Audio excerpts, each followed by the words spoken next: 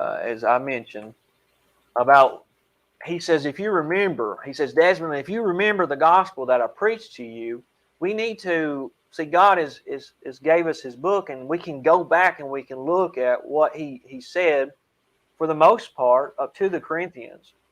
So it says in Acts 18 verse 8, it says many of the Corinthians hearing, well, they heard the gospel, they believed the gospel, and they were baptized. All right.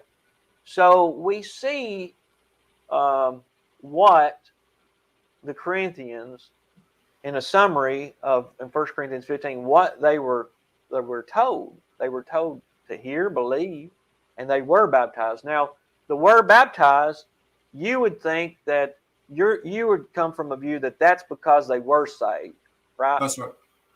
Yeah, I would say because they believed, they were saved, and they were baptized because of their salvation. But you would still agree that they were baptized. For sure. Yeah, they were water baptized in this context.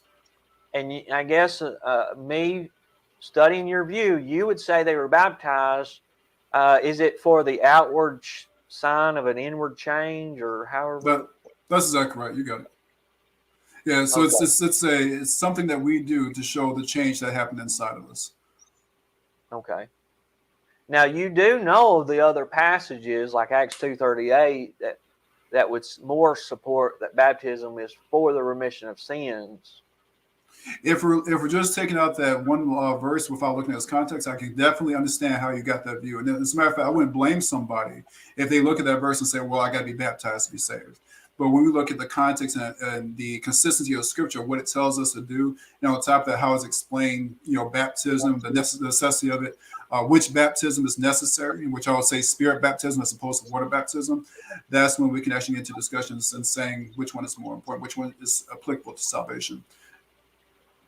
And in 1 Corinthians, back to 1 Corinthians 15, you can see there, the issue was there were some people among them that didn't believe in the resurrection.